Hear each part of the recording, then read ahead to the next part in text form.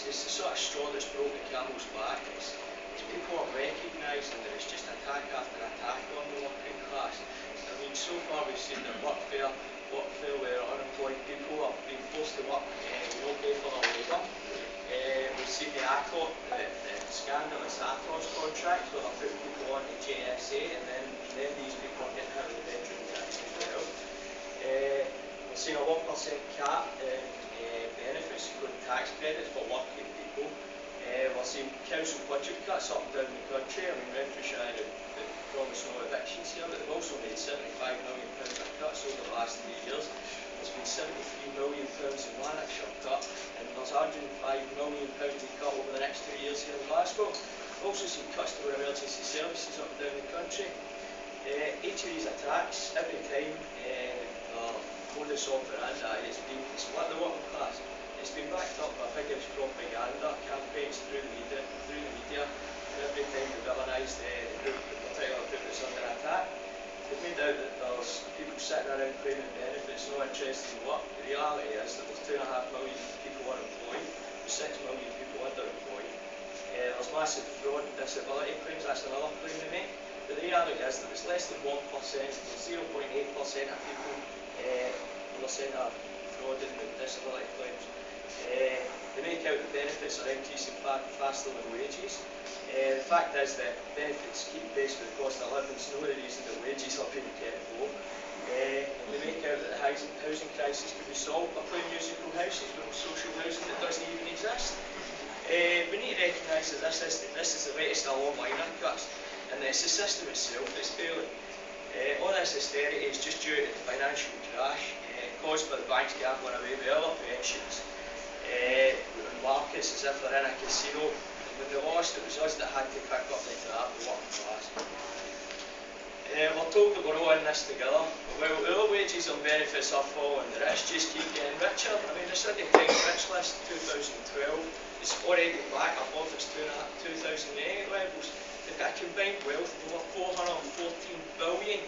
Remember, it's 18 million that they're trying to save, and they've got a combined wealth of 414 billion. There's £750 billion sitting in uninvested cash in the accounts of big business in this country.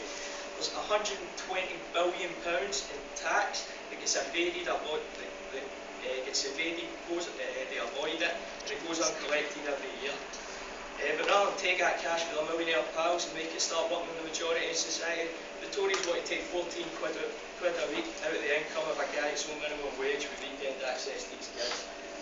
When you talk to people, they know that this is a case of the Tories going after the working class. Every working class person in this country is affected, or knows people in their pockets, family members that are affected by these cuts. They might have an aunt or uncle that's been laid off for the public sector. Might have a neighbour with clinical depression that's been fast fit for work for ATOS. Might have a work colleague that's skipping meals in order just to buy a school uniform. They might have a brother that's been threatened with sanctions on his job seekers just for being unable to find work. And their sister could be the doctor or nurse who's under unbelievable pressure at work due to the cuts in spending. Or they might have a son or a daughter who's a patient in that hospital. So what happens now? We can't look to the SNP for help. They could prevent evictions just with this amendment to Section 16 of the Housing Scotland Act. But we've got to go and lobby them and put pressure on them. They could end this with a pen stroke, as Josh said. But they only want to use this to blackmail people into voting for independence. Passing the buck down to Westminster and blaming it all on them.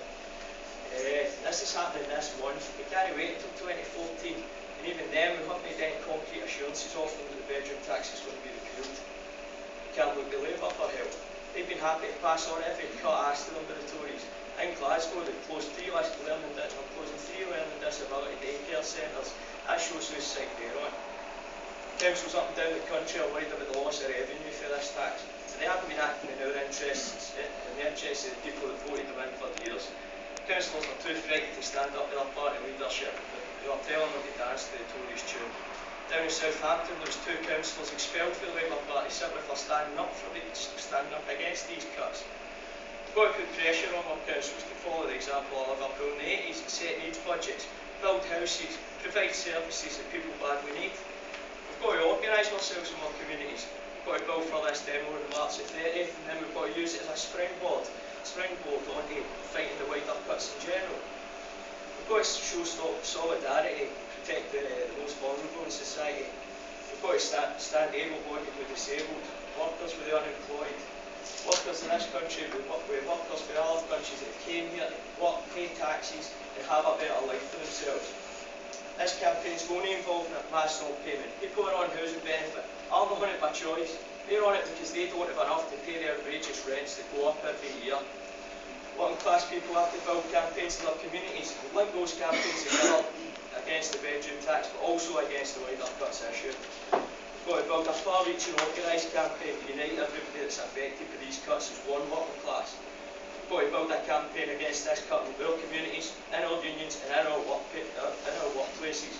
We've got to demand that every single housing association in council refuse to evict. We've got to build a mass campaign that gives the working class the confidence to get off their knees and say enough is enough.